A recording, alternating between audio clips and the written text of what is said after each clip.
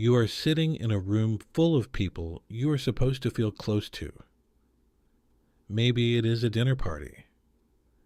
Maybe it is a family gathering. Maybe it is a Friday night with friends you have known for a decade. Everyone is laughing, everyone is talking. And somewhere in the middle of all that noise, all that warmth, all that supposed connection, you feel something cold settle into your chest. It is not sadness exactly. It is not anger. It is something worse. It is the quiet, creeping realization that no one in this room knows you. Not really. Not the part of you that lies awake at 3 a.m, wondering if the life you are building is actually yours, or just a well-constructed performance. Not the part of you that sees patterns other people miss, that thinks in layers, that feels the weight of things no one else seems to notice. You smile, you nod. You say the right things at the right times. And underneath all of it, there is a silence so loud it makes your teeth ache. I have thought about this for a long time, not just as a concept or a theory, but as something I have lived, something I have watched other people live, something that has shown up in almost every deep conversation I have ever had with someone who carries a certain kind of mind. And what I have come to understand, through years of sitting with Carl Jung's work and watching how it maps onto real human experience, is that this loneliness is not a flaw. It is not a symptom of something broken inside you. It is the cost of seeing clearly in a world that rewards blindness. Jung understood this at a level most psychologists never reach. He did not just study intelligence.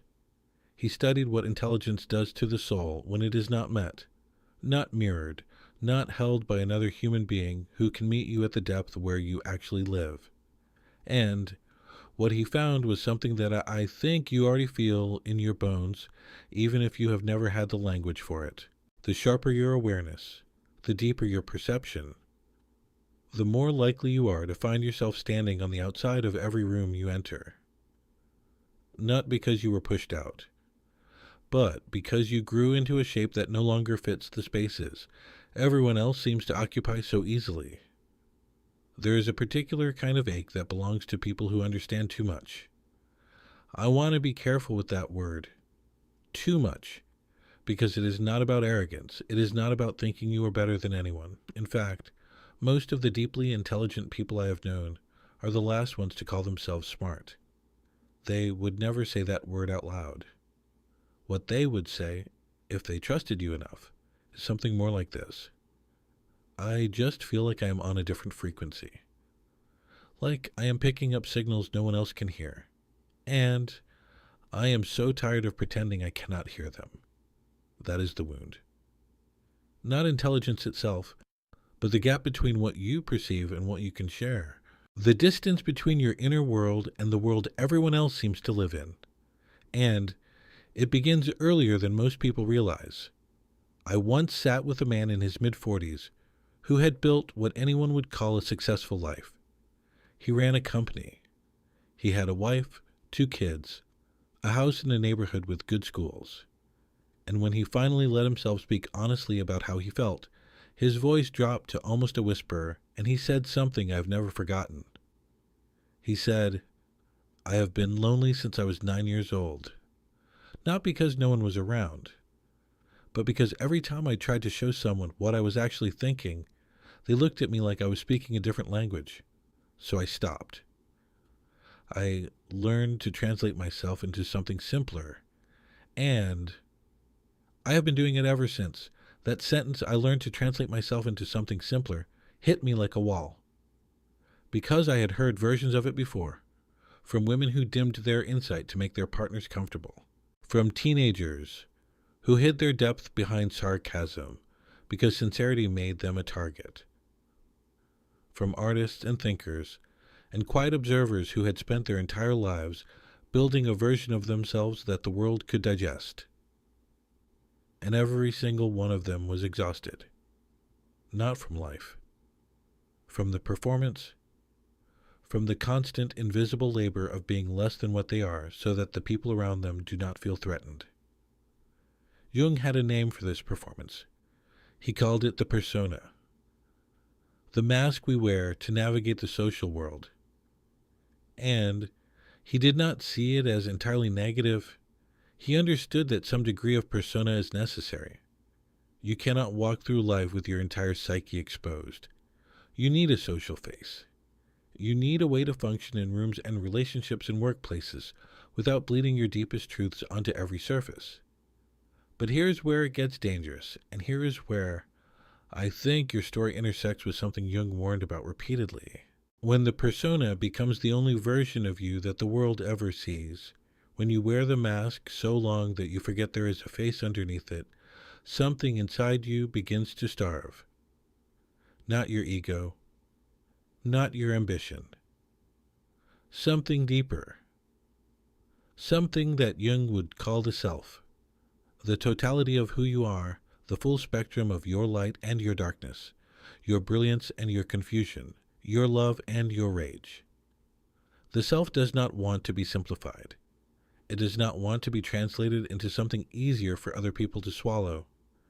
And when you force it into that smaller shape, it starts to rebel. Not loudly. Not with dramatic breakdowns, at least not at first. It rebels with loneliness. With the quiet, persistent feeling that you are not fully here, that you are watching your own life from behind glass. You have felt this. I know you have. Maybe you feel it right now as you listen to these words. That strange doubling where part of you is engaged in the world, functioning, performing, succeeding even, and another part of you is standing a few feet back watching all of it with an ache that has no name. That ache is not depression, although it can look like it from the outside. It is not social anxiety, although it borrows some of those textures. It is the grief of a self that has not been fully witnessed.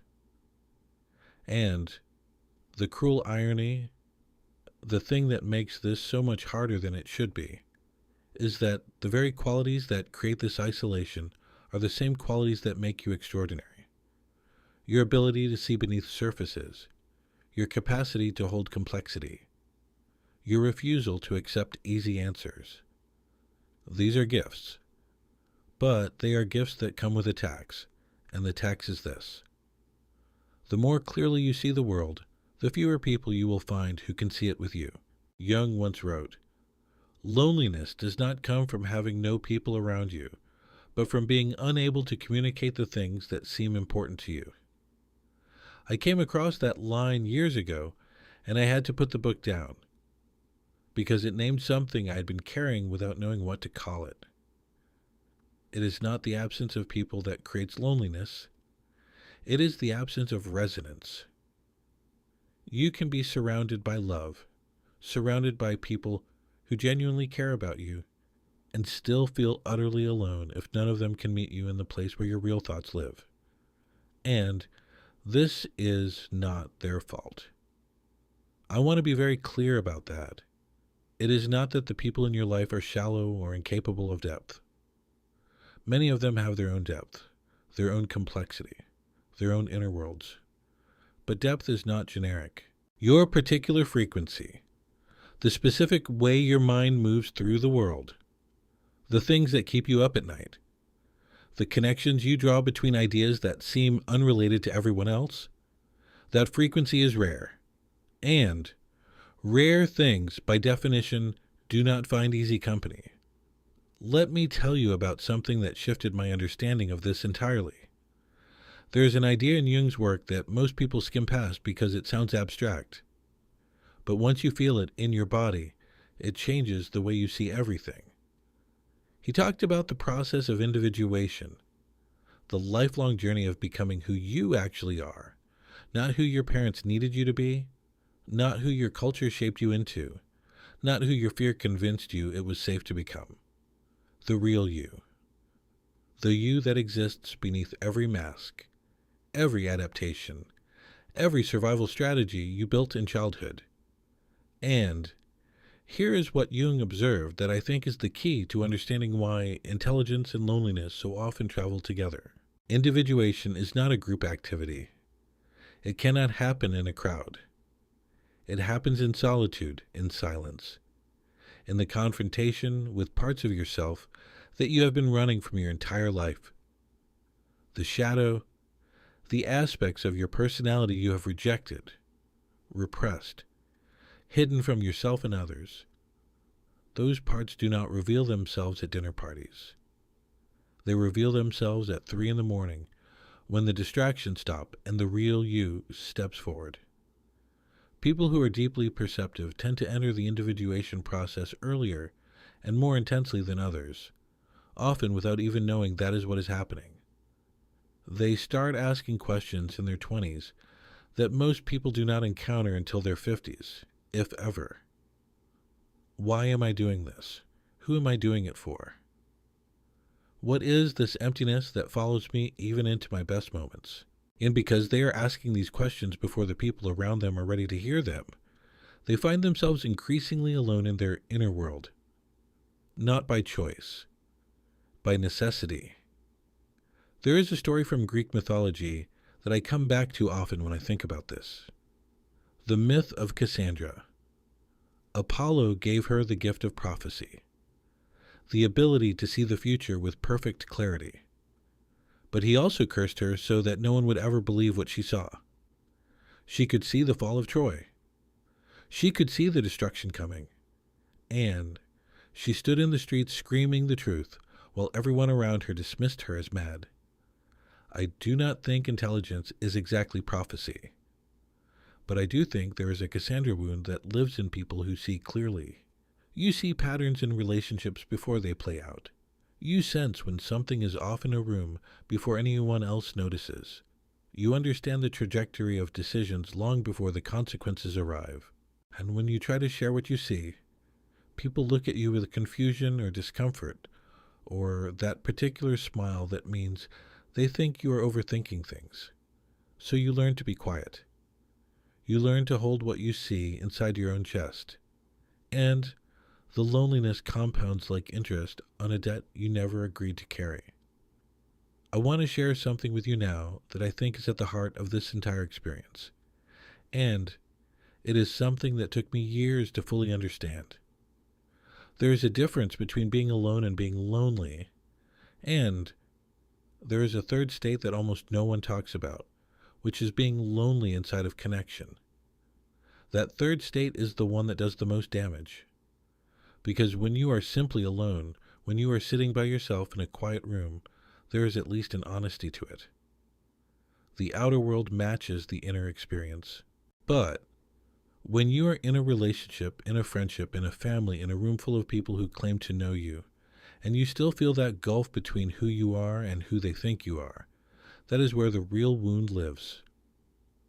Jung called this the problem of the undiscovered self.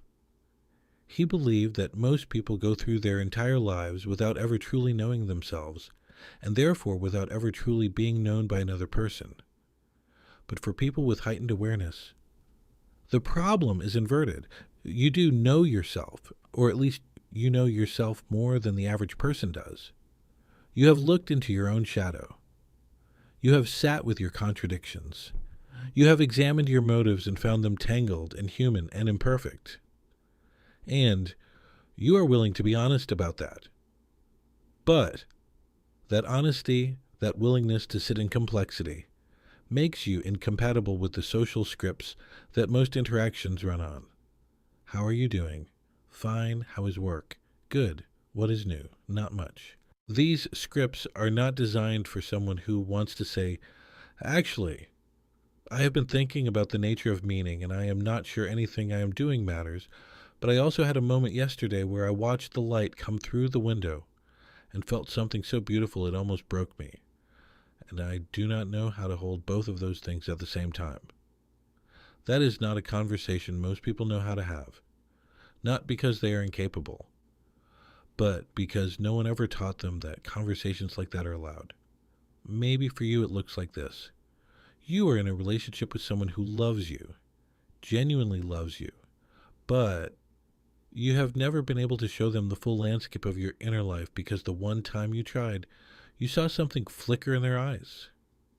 Not rejection exactly, but overwhelm. And you made a decision in that moment, probably without even realizing it, that you would keep certain rooms of yourself locked, that you would give them the hallway and the living room, but never the basement, never the attic, never the places where your real thoughts live. Or maybe it shows up differently. Maybe you are the one everyone comes to for advice, the wise friend, the person who always knows what to say.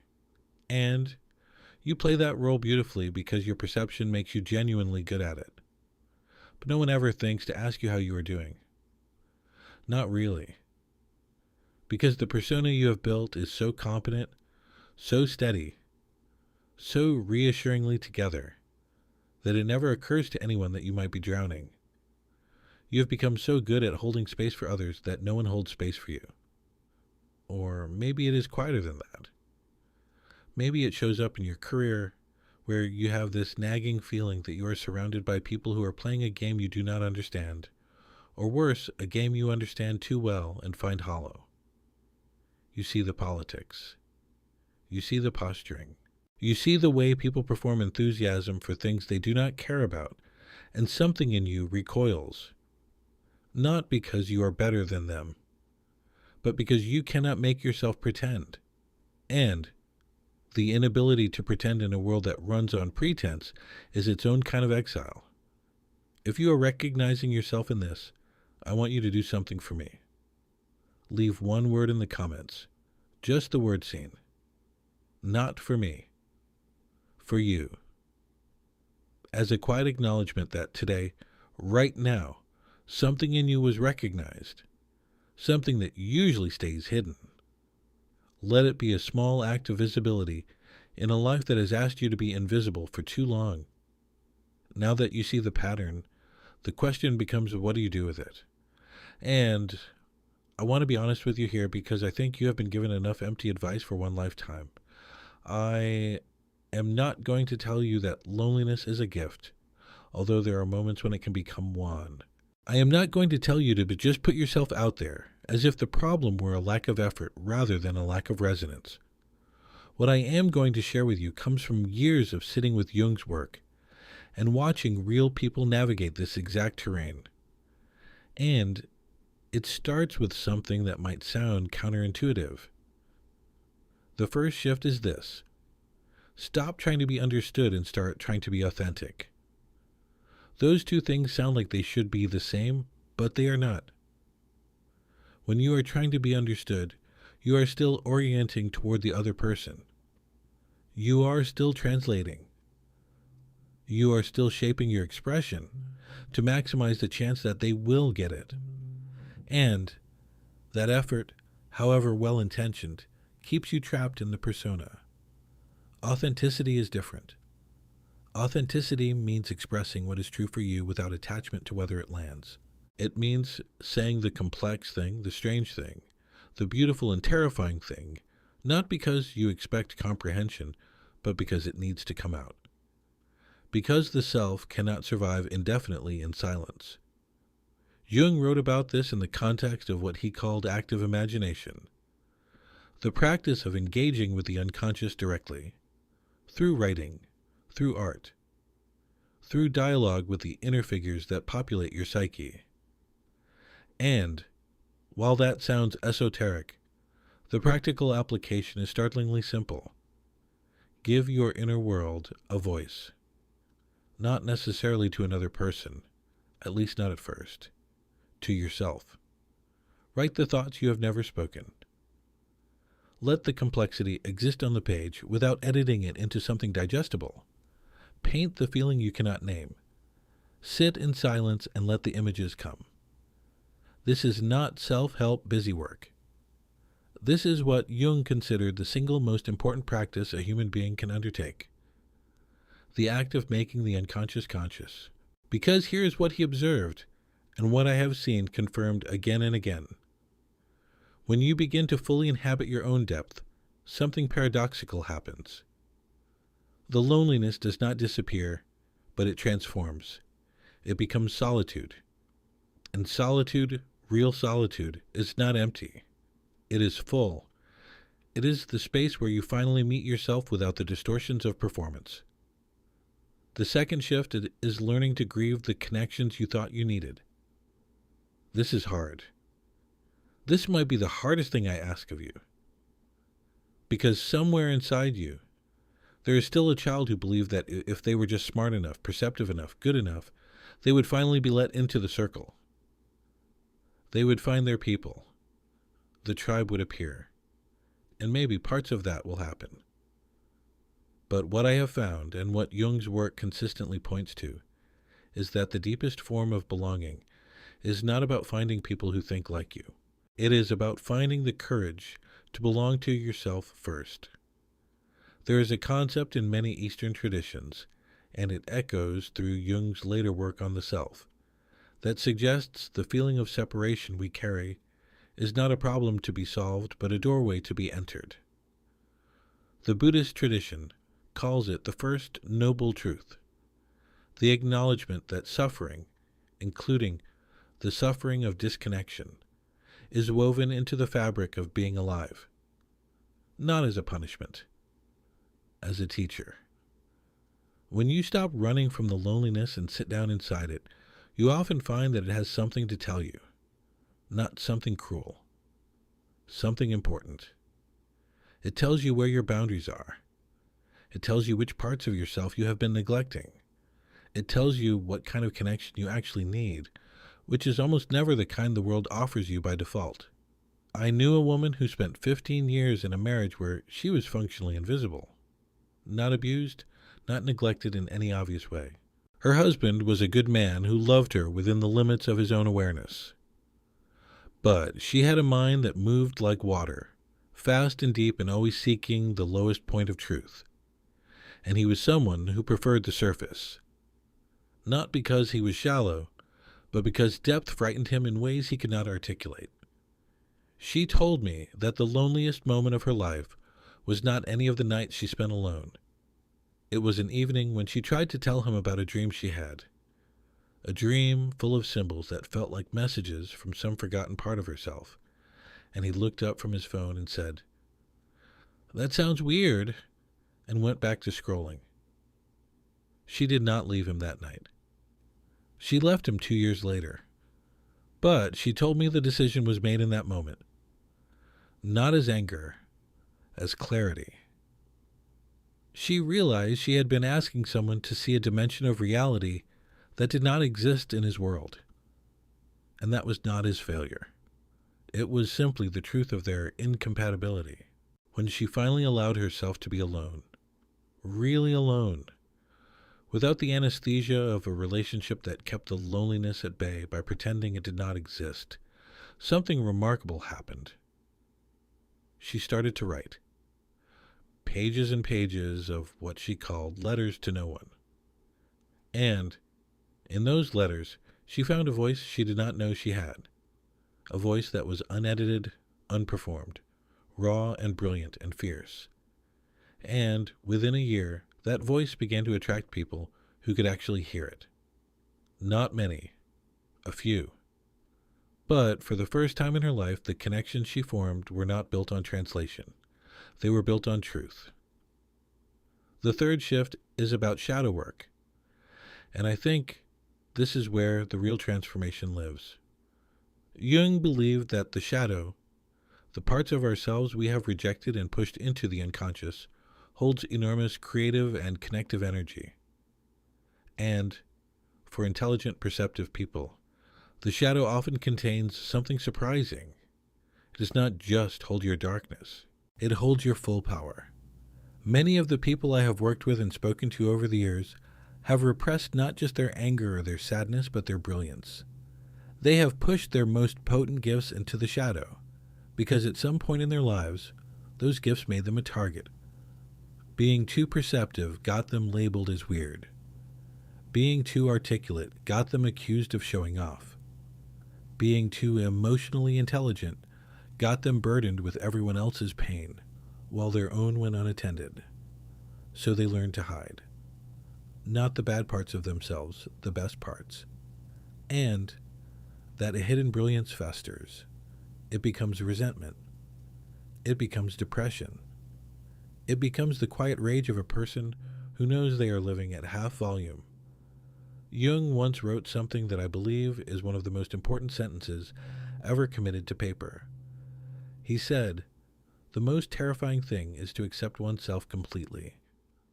And when I first read that, I thought he was talking about accepting the darkness, the flaws, the ugly parts, and he was. But he was also talking about accepting the light, the power, the depth, the intelligence that sets you apart. Because for many of you listening to this, accepting your own brilliance is more frightening than accepting your wounds. The wounds at least give you company. Everyone has wounds. But your particular brightness, your specific frequency of seeing and thinking and feeling, that is yours alone. And owning it means accepting that you may never find a room where you fully fit. And that this is not a tragedy. It is the price of being whole. If this is resonating with you, I want to ask you to do something. Share this with someone you know who has been too quiet lately. Someone who carries a certain look in their eyes. The look of a person who is thinking 3 layers deeper than the conversation they are having. Not because I need the views, because they need to hear that what they carry is not a disorder. It is a depth that the world is not equipped to meet, and they deserve to know they are not alone in it. There is a fourth element to this that I almost hesitated to include, because it requires a kind of honesty that most content about loneliness avoids. And it is this. Some of your loneliness is self-created. Not all of it, but some of it. And the self-created part comes from a place of protection that has long outlived its usefulness. Somewhere along the way, you decided that vulnerability was dangerous. That letting someone in meant giving them the power to disappoint you. And since you are perceptive enough to anticipate disappointment with excruciating accuracy, you built walls that look like preferences. I prefer being alone. I do not need many friends. I am just not good at small talk. These statements might be true on the surface, but underneath them, if you are willing to look, there is often a scared child who decided that the safest way to avoid being misunderstood was to never be fully seen in the first place.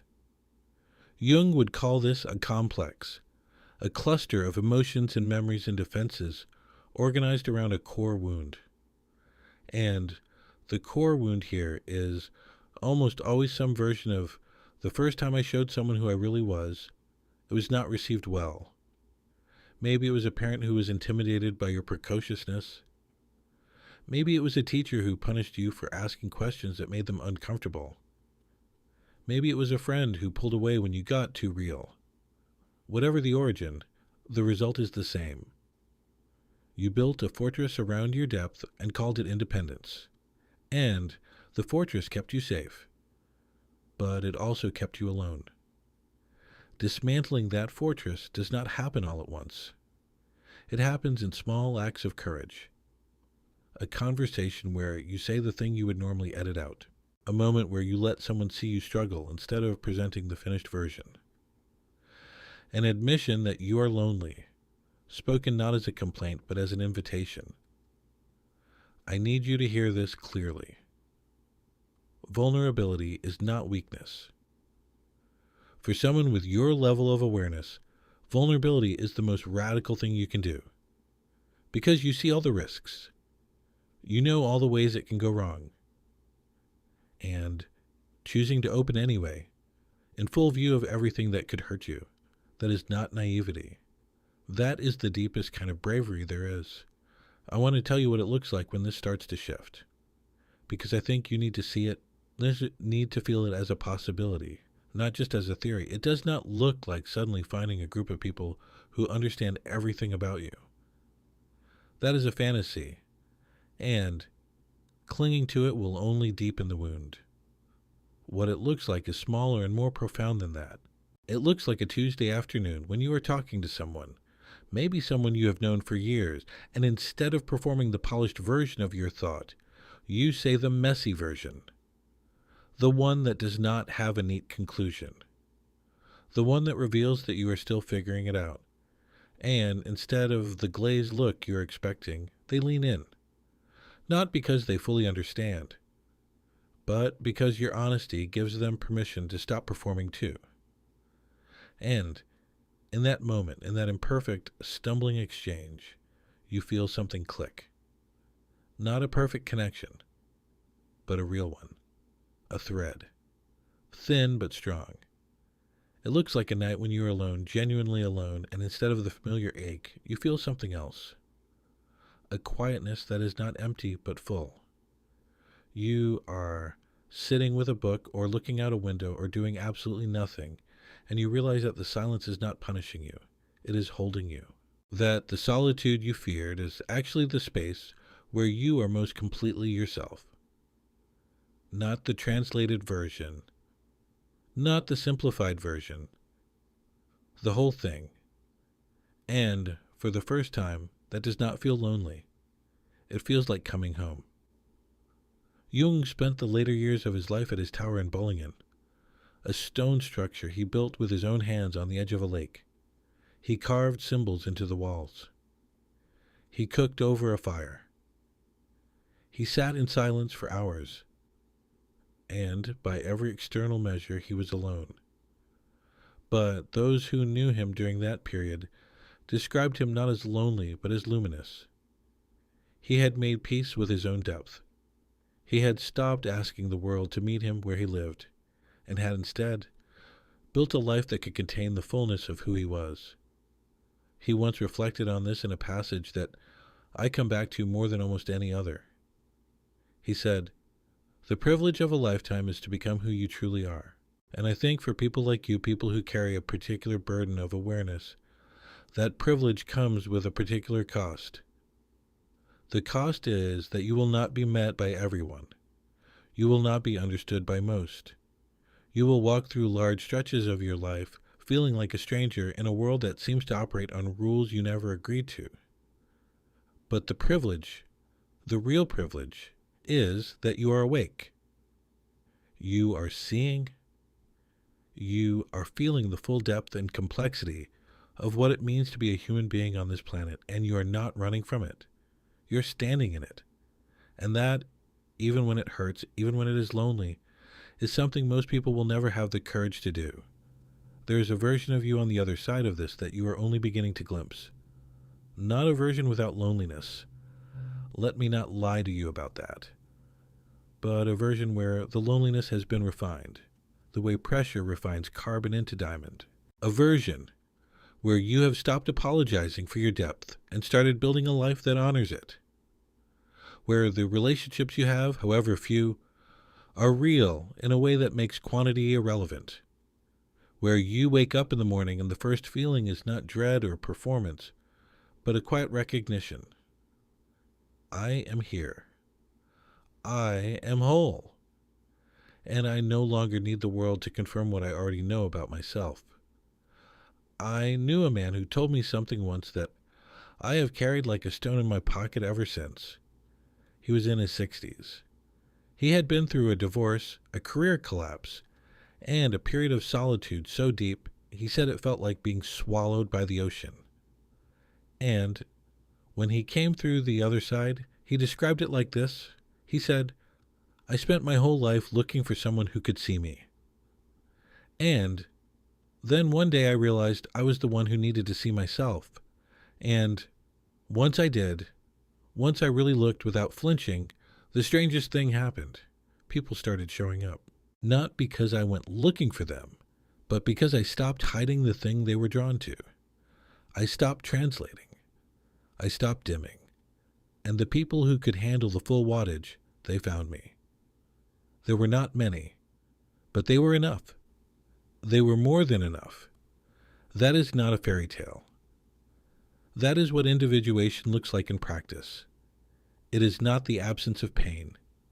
It is the transformation of pain into purpose. It is not the end of loneliness.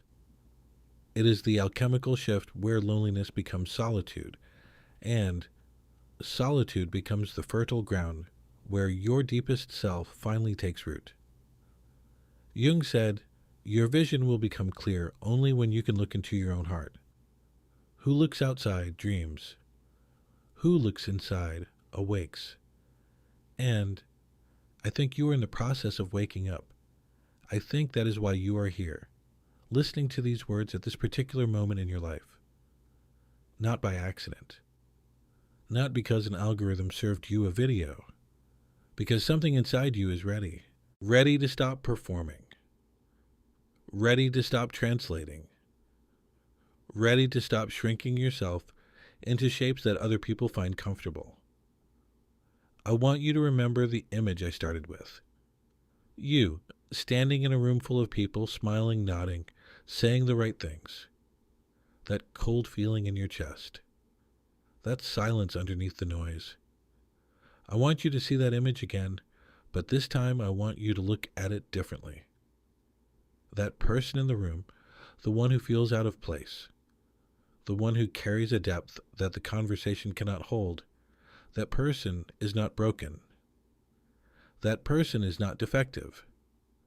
That person is awake in a room full of sleepers. And the loneliness they feel is not a punishment for being different. It is the growing pain of a self that is becoming too large for the container it has been living in. You do not need to fix this. You need to honor it. You need to look at your own depth the way you would look at something sacred, because that is what it is. Your ability to see, to feel, to perceive layers of reality that others glide over, that is not your burden.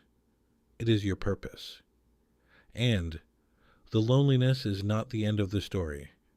It is the middle. The part where the hero walks through the forest alone, not because they have been abandoned, but because the path they are on cannot be walked by a crowd. Type the words "I am awake" in the comments. Not as a wish. Not as something you are hoping to become. As a statement of what is already true. You are awake. You have been awake for longer than you realize. And the loneliness you have been carrying is not proof that something is wrong with you. It is proof that something extraordinary is trying to emerge. Let it. Stop translating yourself into smaller languages. Stop dimming yourself to match rooms that were never built for your kind of light.